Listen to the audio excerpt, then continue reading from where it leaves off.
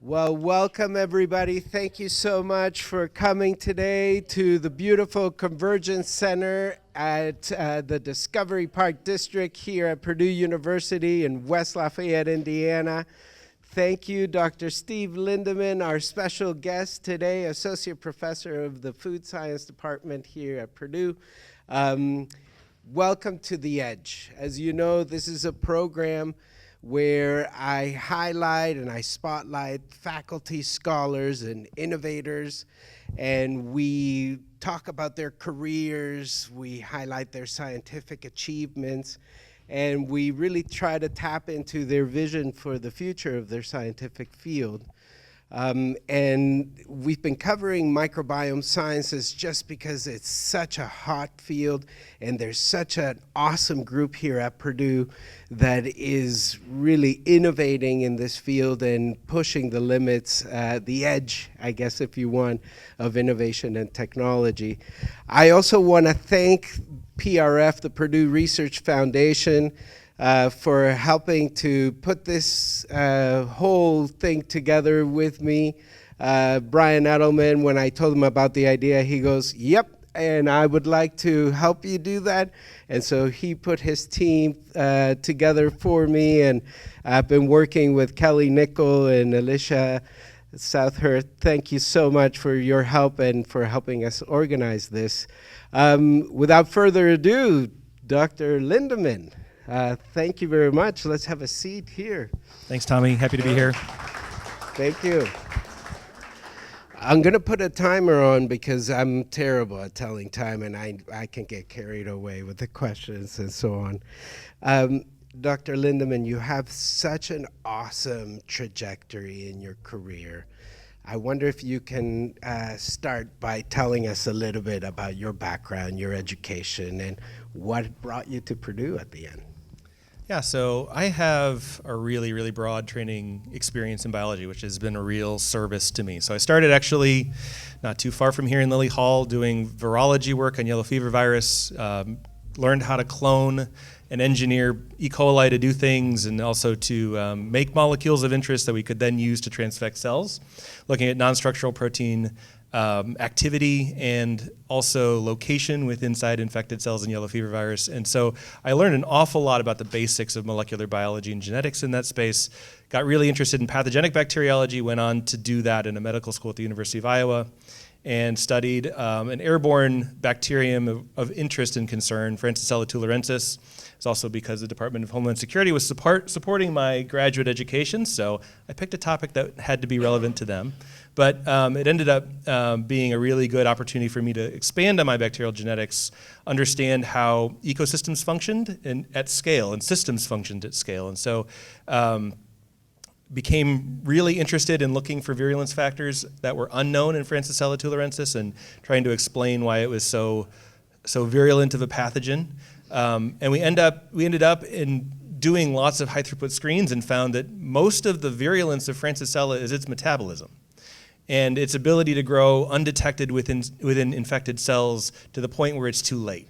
And so I became really interested in metabolic exchange and systems biology, became interested in ecological approaches to those, and so I went to Pacific Northwest National Lab and I learned systems biology, where at the time, it was much further advanced in environmental microbiomes than it was in host-associated microbiomes. So learned there, but always with the idea of trying to bring systems biology back to host-associated systems. And so when an opportunity opened here at Purdue to do just that, to look at how diet influenced the gut microbial ecology and how that influenced the host, I was game. That's awesome. But was there something about bacteria that attracted you right from the get-go? Was there something about studying their nature that you remember early on? I've always been fascinated by microbes. I've been really fascinated since I learned that microbes were really a thing. And that was, basically my junior year in high school, when I started to hit problems in biology classes that my teachers didn't know the answers to. So I would ask questions and the answers I would get were nobody knows, and I took that as a personal challenge. So in this case, I became fascinated by how little we knew about how life works. I was really interested before in doing, aerospace and kinds of, engineering in that space. But then I decided I was going to apply an engineering brain to biology, and that kind of has been the career trajectory I've followed so far. And it's been amazing to watch you bring that perspective of engineering into biology. I really want to get into some of that. The work with Francisella, though, it had elements that prepared you, I think, for your work at PNNL in terms of the genomics and all of the sequencing and trying to uncover what were these factors, right? Yeah. And that, tell us a little bit about the trajectory of how sequencing and genomics has progressed from that time until today. Yeah, I mean, the weird thing, and this is something I teach in my genomics class, is that basically I grew up in the Sanger era, right, where basically all of the sequencing we had was based on dideoxy-based substitution, and looking at, one of the things that I do is I walk them through the history of how we started to learn about genomes.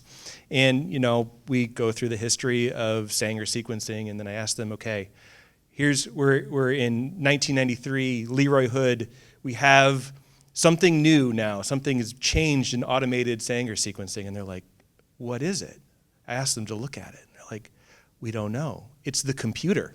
The computer is what is new in this equation that allowed high throughput sequencing to become a thing. And then as I was in graduate school, kind of what we would call next generation sequencing became a thing with Pyrus sequencing in 454. And I started to learn how to use that basically on internships as I was doing them in the context of my Department of Homeland Security fellowship. They would send me to national labs. And so where all the kind of the geekiness of demystifying new technologies, national labs are a great place to learn that. So I went to Los Alamos National Lab, and I learned a lot about genome sequencing and how to do that at scale. And that I became, as I came back to University of Iowa, I became like the bioinformatician, which is a really scary thing considering my development in the field. But yeah, people started asking me questions about how to do kind of the hidden Markov modeling that I was doing at the National Lab environment. So I had this computational biology experience in the midst of my genetics experience, and I got to be able to fuse those together for my project and a lot of other people's projects. You start to see how those things start to interact and connect at scale, and then systems biology is right around the corner, right? So that's kind of the trajectory and how those things fused for me. And I think as you kept going, at least I see from your publication history, at PNNL you had the opportunity of doing some really environmental type of microbiology and understanding ecology at the microbe level as well. Tell us a little bit about that, because I know from the papers are like heliophytes and Right. like all kinds of crazy bacteria. Yeah, like my CV is like Monty Python, right? And now time for something completely different, right? Yes. That's kind of how it has worked. But that has been really, really helpful. And it's because, you start to think about systems in different ways, right? You start to become engrafted into different communities of people who think different ways.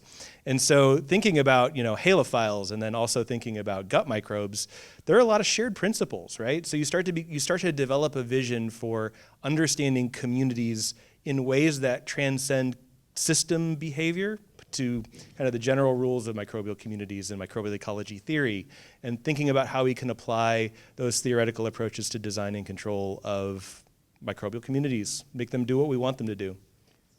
That's extremely interesting, and the whole engineering concept then comes into that, right? Is understanding who's there, when are they there, why are they there, who are they working with in terms of the microbes, so that then we can understand how to manipulate them.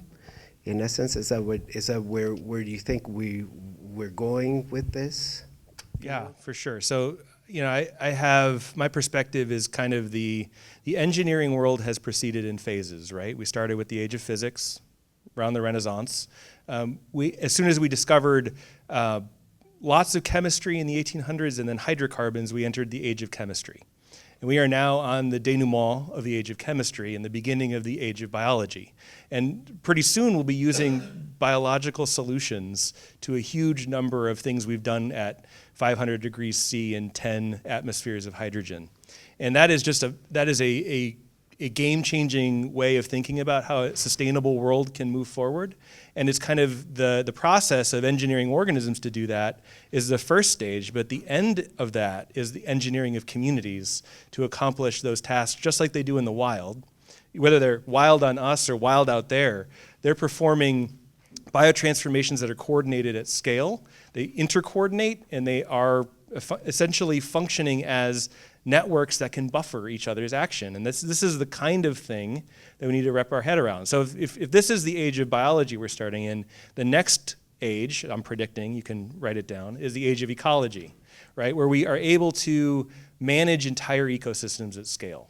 Right now, we got a long way to go before we get there. But the idea is that with respect to microbial communities, we'll have enough information to predict their behavior, to modify their behavior, to control their behavior, to make them work and provide us ecosystem services and goods at scale. Yeah, it's so interesting. So many different applications, whether we're talking about human health, the environment, animal health, industrial processes for making food. It seems like even the computational side of things are really ramping up with machine learning and all of these artificial intelligence type of modalities that are coming up. There is this aspect, though, where you shifted in terms of like, okay, let me go from the environment to gut microbiota. Mm-hmm. What was that shift? And I know you still stay connected to the environmental piece. And you know, if you haven't seen some of the EDGE programs that we've done and that we've recorded, please do yourself a favor. You'll be able to see some of the scientists that are doing some of this work in all kinds of fields, not only in the gut microbiome, but any plant microbiome, insect microbiome, environmental microbiology. We even have microbiology in our piping system, Dr. Caitlin Proctor as well. I mean, it's incredible, this world of microbiology and the computational side. But what made you go from this environmental perspective to say, well, now I'm going to focus in a little bit more on this piece?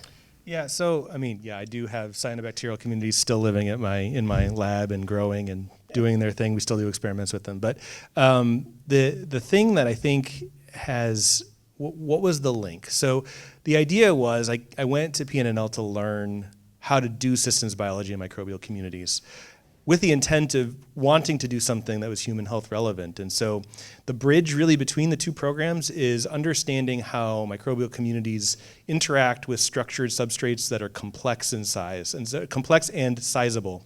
And so in this case, we're talking about mostly polysaccharides that have to be degraded externally before any cell can import the degradation products and further process. And so what that means is that there's a huge amount of opportunity for microbes to divide labor, to form cooperation networks in addressing specific polymers, to optimize their genomes for degradation of polymer A and linkage A and not polymer B and linkage B.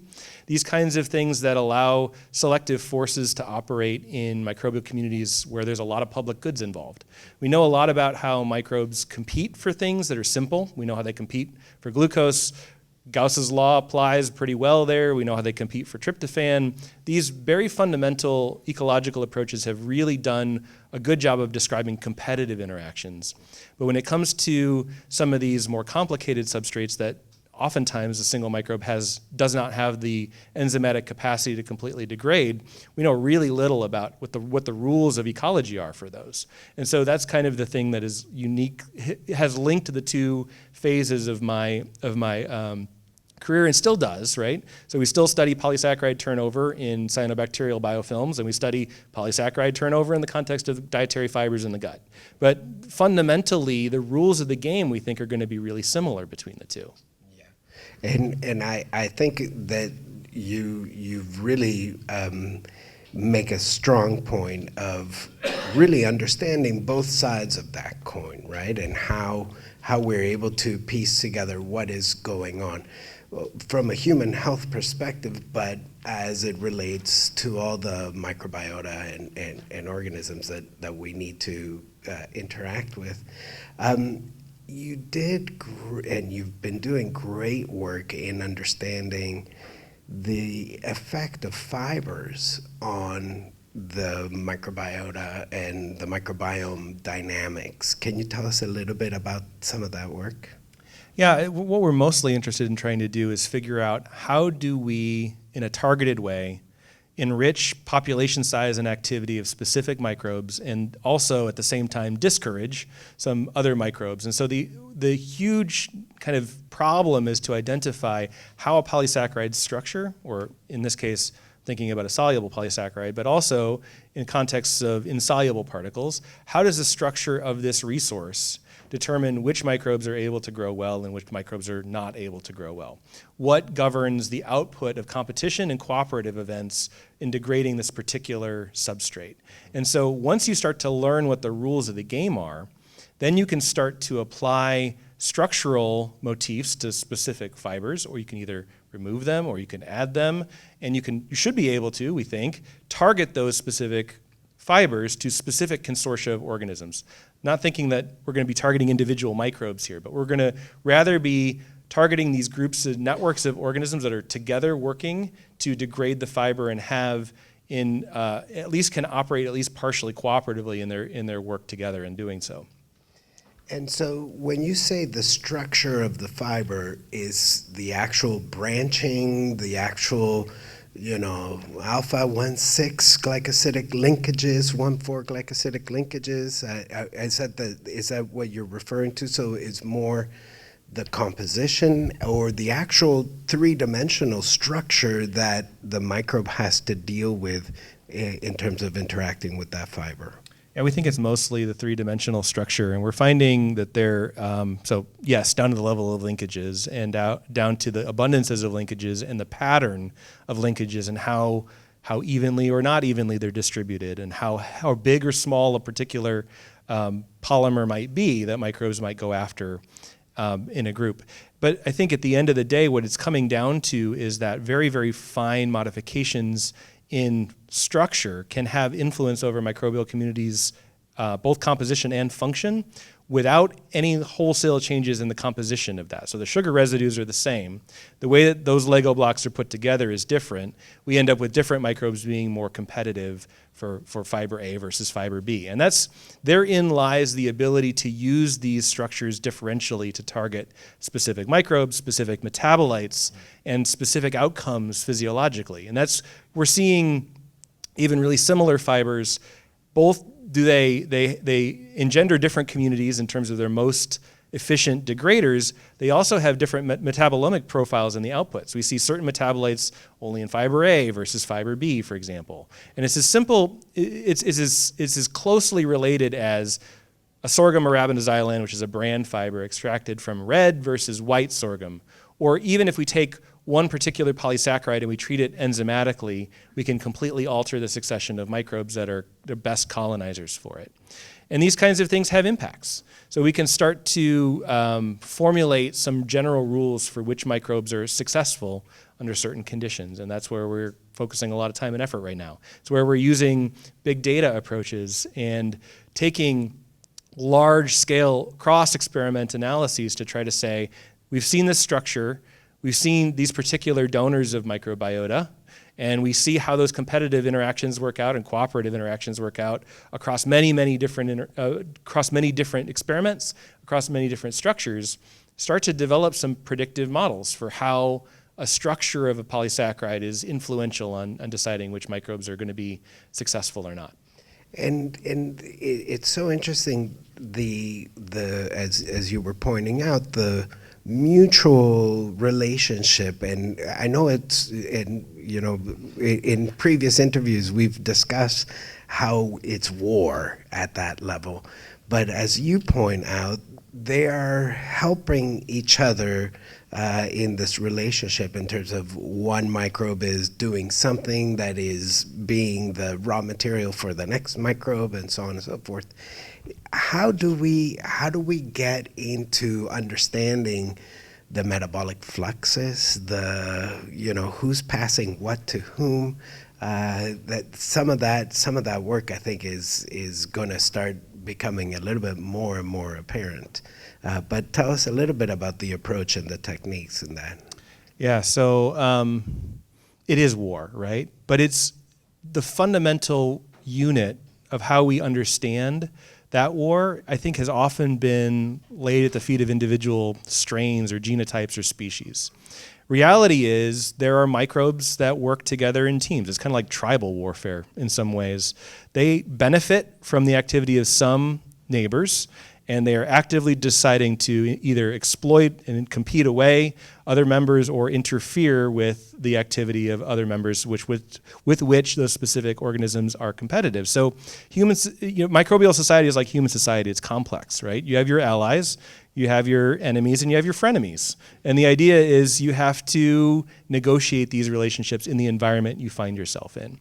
Now, when it comes to understanding how microbes are passing materials along, I'm a huge believer and fan of stable isotope approaches to this. So shout out to Rolly, he's over there. Rolly and I love stable isotopes.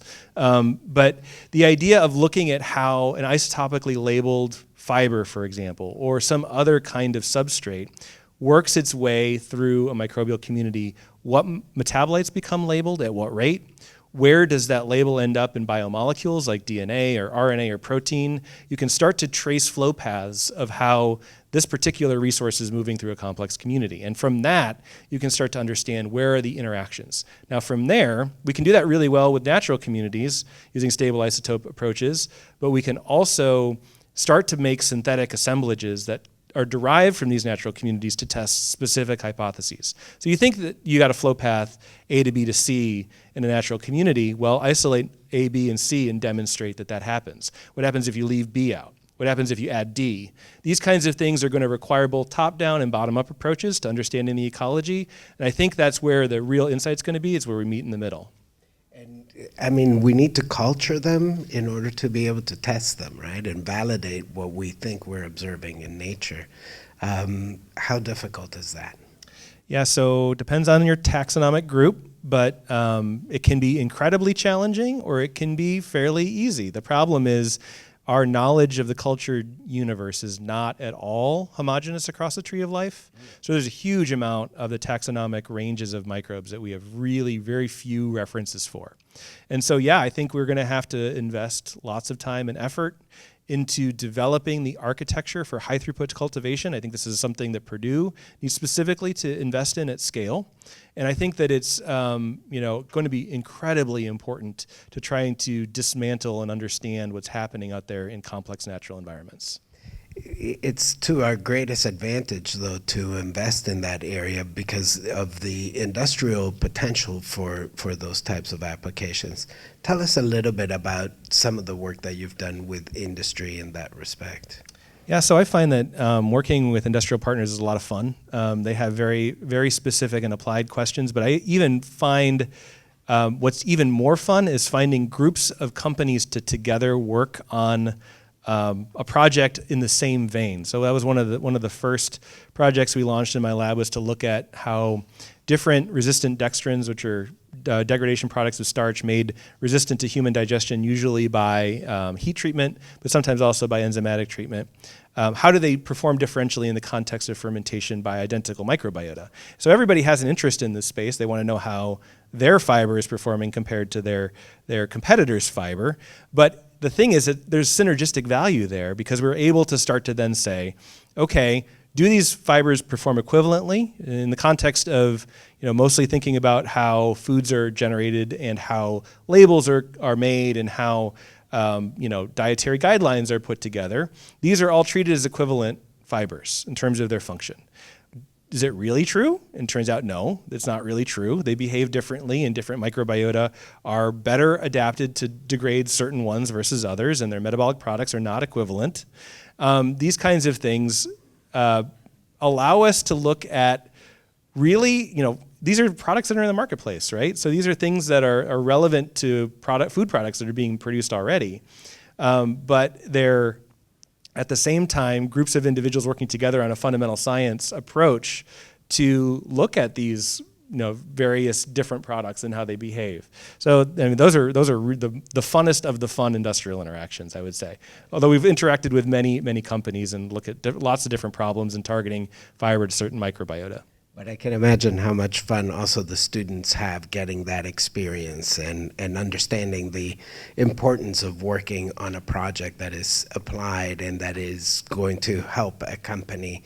And so tell us a little bit about what are the types of collaborators you have, because you're so diverse and in your knowledge and in the techniques that happen in your lab, that are perfected in your lab. But what's your perfect type of collaborator that you like working with? I like working with the responsive collaborators. There is no perfect collaborator. Right. The reality is there are going to be different assemblages of people you need for any project. And so I've been really fortunate to work with lots of people with broad, diverse backgrounds in science. And so some of those folks are academic, they're in professor roles at other universities, and we work together on more fundamental problems. But then there's also been lots of industrial collaboration, lots of national lab collaboration, looking at problems at different scale with different kind of frameworks behind them, and lots of different disciplines represented. I think the best collaborative environment is one where you have a huge amount of disciplinary background. You have a deep bench of people who are trained in different fields who see a problem a really different way. And so then you can have them fight it out and arm wrestle and do all the other things that are required, but you get to see this problem, the elephant, from different views within the same team. Whereas I think oftentimes when I've been in collaborative environments that have been more homogenous, we all approach the problem from the same direction, and that could be useful, or it could be really, really unhelpful. And so having that diversity has just been, I think, one of the joyous parts of my scientific career, is being involved in many of these such teams where I'm working with, when we were working in the environment, I'm working with hydrologists and working with geochemists and people who are really different in training and see the world in a really different way. I've learned so much from those people. And so that's where I think a lot of strength can come in terms of training broadly in biology and in science in general. Yeah. And what about the students? I know you attract a quite variety of different types of students with different expertise. Tell us a little bit about the group that you have. Yeah, we have people in a variety of different interests and backgrounds, many from food science, but also many from nutrition science or basic biology backgrounds, people who have done environmental microbiomes and people who have done, in previous iterations, done host-associated microbes. We have carbohydrate chemists, and we have analytical chemists, and we have people who have specialized in lots of different, both, I would say, disciplines and also analytical techniques or microbiological techniques. And I think the combination of those things makes my group much richer training environment. It helps us because we have new methods being developed for short chain fatty acid analysis, for example. Like, that's an analytical chemistry project. I am not an analytical chemist by training. But I have graduate students who are really good at doing that, and so they can put together new methods and get those methods out into the universe. I have computational biology tools in development in the lab that, again, I'm not trained as a computational biologist. I can write a dirty biologist Perl script, but that's about it, right? But we have people in the lab who then can take these tools that we're using, systematize them, come up with new ways to look at data, publish those tools. So we're able to contribute in so many different spheres because of the interdisciplinary and multidisciplinary nature of my group. I think that's such a great way to put it out there because it is a thing to commend you for, because it's a good group. It's a high energy group. I know you've been doing a lot also in, as you said, these tracers, in trying to look also and start thinking about the spatial temporal dynamic changes that are occurring in the gut as applied by different, whether it's polysaccharides or different foods. How are we tackling that? It seems like one of the biggest challenges is this temporal understanding of the dynamic changes, because many times if we're doing measurements, we're just doing instantaneous measurements of the microbiome. But I think the dynamic changes, and as you say, they can be so rapid, is difficult to get at, right? So tell us a little bit about, how are you guys trying to fight that war? Yeah. I don't think we're fighting it well. I think it's very hard to fight it well. I think the proper understanding of the gut is a series of interconnected biomes, right, or microbiomes in this space, with different physicochemical parameters and different species compositions, and that all are better understood and modeled distinctly. Now, most of the time, because we're dealing with human populations, we're dealing with the end member of that. The fecal sample is the source of most of the microbiota that we have easy access to. It's much harder to convince people to do an endoscopy so you can take a little bit of their fluid for your experiments.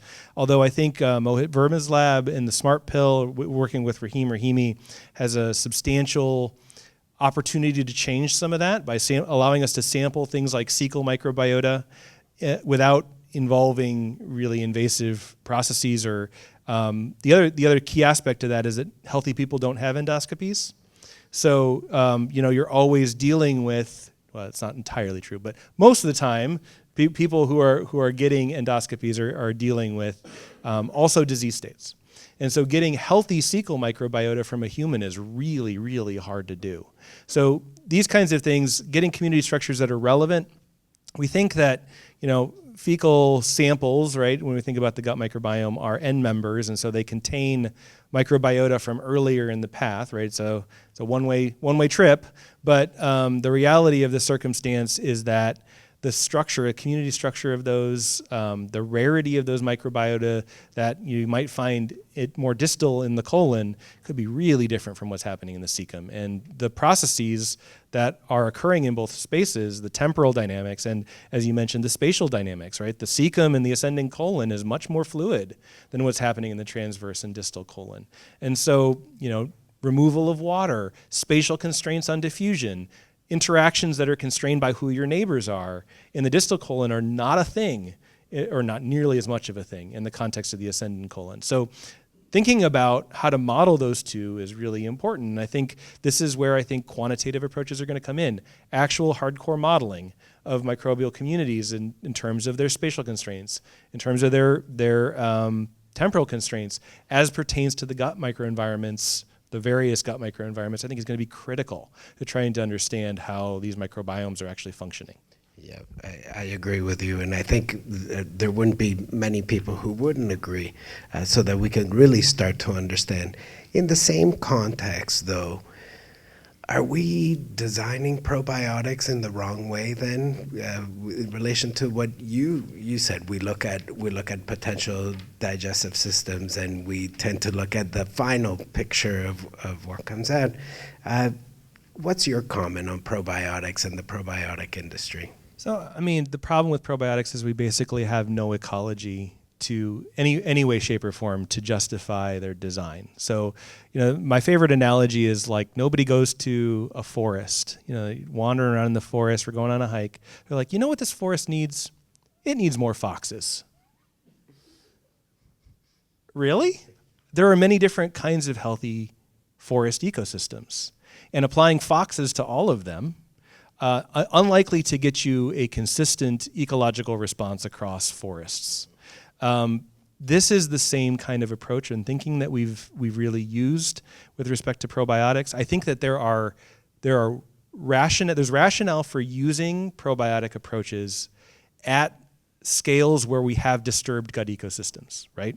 There are things we know about the behavior of certain microbes. They tend to acidify the environment, for example, or they tend to be able to pull down oxygen tension in the environment in a way that's beneficial and allows the establishment of more, I would say, normal communities. So where there's big disturbance, we can figure out, okay, planting some trees here might not be a bad idea. But at the same time as that's true, the number of applications for healthy individuals of probiotic use, and even in disease cases, the implications of using those and the indications for using probiotics are really, really lacking. So, my approach has always been it's much more important to understand the ecology, and then you can actually repopulate certain species that might not be present or might be present at really low abundances in certain ecosystems. There may be specific enzymatic functions or specific molecular patterns like polysaccharides that some probiotics make and others don't make, and that ligate our receptors in some ways or don't, and have specific impacts. And there could be functionality to probiotics that transcends this ecosystem role, this colonization effect, this kind of ecosystem balancing or repopulating ecosystems. There could be other kind of dead cell effects as well, which maybe possibly something that we could look into. The problem is oftentimes we're lacking mechanism and we're lacking good ecology. So it's really hard to design a probiotic approach to solve a lot of problems. So, and you mentioned something that I really want to get your take on it. So the dead cell effect, what you're saying is that most of the microbes that we take in a probiotic are going to die fairly quickly once we take them. So that's the dead cell effect that you're talking about? Well, so part of it's that. Part of it's a dead cell effect, right? Some transit the stomach, they can't tolerate the acidic pH, they're not well protected. Companies vary in their ability to protect their probiotics in terms of gastrointestinal transit, all of that. But part of it could just be simply static cell. So part of it could be, yes, these are actually dead, but part of it could be these cells are just not growing. They're not going to colonize. They can't occupy a niche in this gut microbiome. But as they're passing through, they might have some effect on either metabolism, or they might produce or provide a specific molecular pattern which causes a certain immune response or doesn't cause an immune response that's beneficial or not. So cells can certainly, from the colonization perspective, we want to make sure that we have the right assemblage of species to accomplish the tasks that we need done. Although I think some of the work that's coming out of my lab makes me think more and more that humans are a lot more similar than we think. We might be different in the context of the top 99% of the microbes, but if you start looking at depth, we can pull out the same strains from different individuals or completely unrelated on the same fiber types. So they got to be there, at least at some level. So maybe that strategy suggests that maybe these probiotics are there. They're just these species that we're interested in cultivating are just at really low abundances in some people. But I think, so there's that colonization focus and, ecosystem management approach to probiotics, but there's also just simple biochemical functionality that probiotic transits the stomach, it's lysed, it spills out a bunch of enzymes. Those enzymes are beneficial, they accomplish a task. And so therefore our overall gut ecosystem is improved. But so if we're going to really engineer the gut microbiome, it's got to be a combination of the fibers and what we eat, the polysaccharides that they are interacting with, as well as potentially recolonizing lost populations. Absolutely. So there's going to be a combination of bringing in species that we need, right, that some people may not have large populations of. And there's going to be some aspect of this of feeding them right. But the reality of the circumstance is that in order to do either of those well, you have to understand the ecology first, right? So these strategies that apply blanket solutions to lots of people's very different gut ecosystems, unlikely to succeed at scale. And we see that sometimes in population scale data. So does that mean that we've been engineering our own gut microbiome with what we eat constantly? Because we're such animals of habit that we keep. I mean, you got to have that coffee every morning. You got to have that whatever fix or whatever it might be. Have we been engineering it?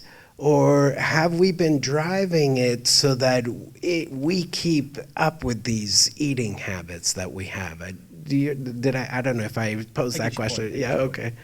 So I don't think we're engineering it. Engineering, I think, implies that we know what the heck we're trying to do, right? We have been managing it. Yes. We begin managing our own microbiomes from the moment we're able to make food choices, right? And lifestyle choices as a whole. The first time that your babies are crawling around on the floor and putting blocks in their mouth, they're managing their microbiomes. Not intentionally, but they are. And so the reality of the circumstance is that, yeah, I think that we have lifestyle patterns and dietary patterns, choices that folks are making are influencing microbiomes at scale, insofar as many people are doing similar things. And those have health implications at scale. I think certainly some of the chronic disease burden that we see in this country and other Western and Westernizing countries is related to this cultural level of microbiome management we're doing. We're going to need to turn some of that around. You make a great point, and I think it's important for us to also acknowledge that our culture determines a lot of this, right? Does that mean that we should be looking at other cultures and looking at perhaps even the foods that they're eating with perhaps even specific focus on fermented foods that might be inoculating our microbiome as it's passing through? Yeah, there's increasing evidence that fermented foods specifically are influential on overall health. They're also influential on microbiome structure and function. And so this idea of a world in which there's a high microbial load coming in with the diet, that's not typically a world that we associate with America, but it is certainly a big component of many cultures worldwide that fermented foods are omnipresent or very common. I think in this context, these are essentially, they are kind of microbiome management strategies, again, that are operating at cultural scales that have, usually a lot of kind of traditional impetus and support for their continuation, but without a whole lot of attention from science. And so these are areas in which that there could be some discoveries made that will be influential to overall health, either specific microbiota that are involved in fermentation processes or specific cultural gut microbiome contexts, or also potentially fermentation products, metabolites that are common in fermented foods that could be influential on health at scale. Yeah, and I think there's been almost like, I want to call it a boom, but it's almost like, we are now aware of all of the microbial activity in the fermentation process and all these fermented foods. I think during the COVID pandemic, everybody became a sourdough expert, making sour bread. Tell us a little bit about this industry of fermentation products, both from cell culture, as we were talking before, for antibody production, to fermentation for making charcuterie, for making kimchi and other products like that. And even the process, as you said, amino acids or whatever might be the fermentation products that we're using as raw materials or as materials for other foods. Yeah, I think you could make a solid argument that fermentation has made certain areas of the world colonizable by humans in ways that otherwise would be impossible, because it's impossible to store enough food for wintertime in some of these environments without microbial activity. It's hard to store dairy products over winter without microbes doing some of the work for you, or at least in sort of palatable way. You can get a lot of sour cream, I suppose.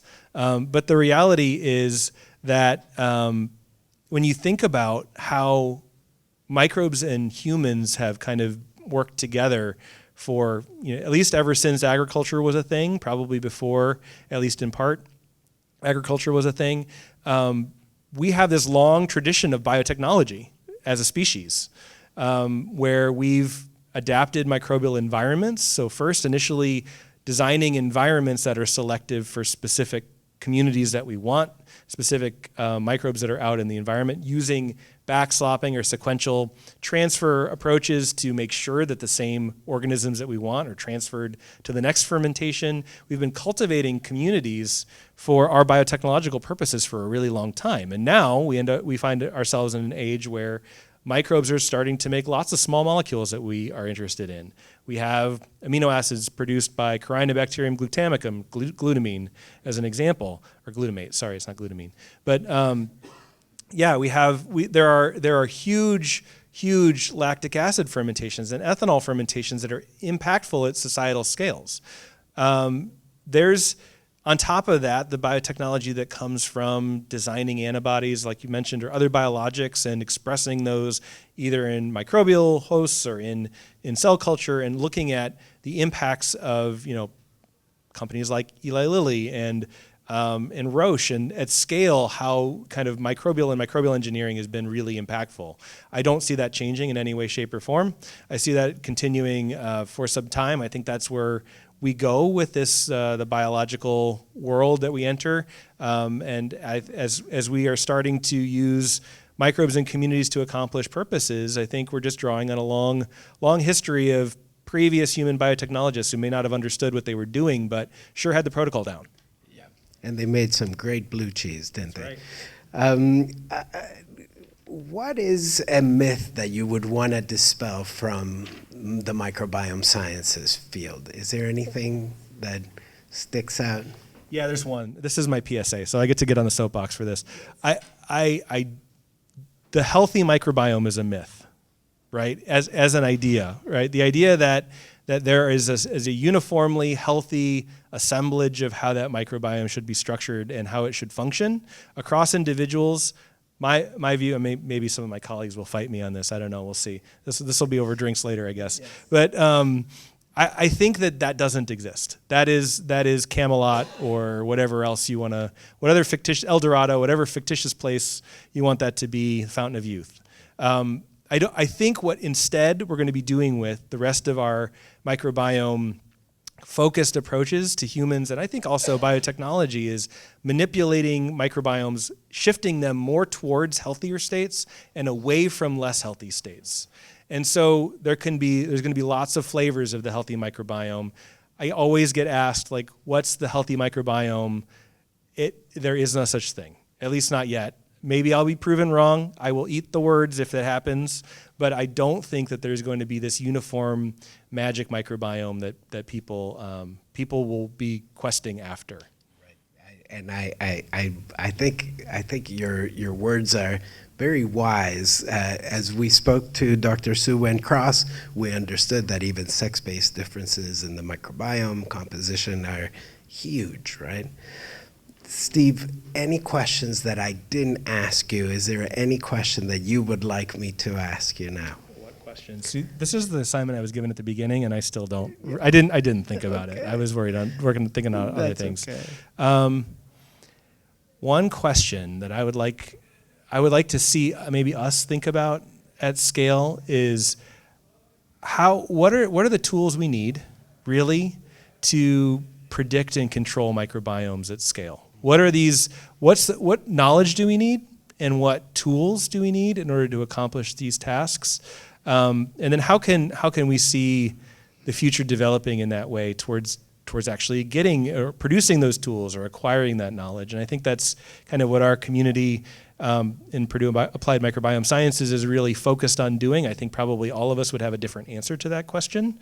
We all have different systems that we are looking at. But I think there's a shared focus on how to think about microbial communities in this way, and that I think has been really exciting. So I don't have an answer for my own question, but it's a question you should be asking everybody. Well, absolutely, absolutely. Well, thank you so much, Dr. Steve Lindemann, Associate Professor at the Department of Food Science here at Purdue University. It's been a pleasure talking to you.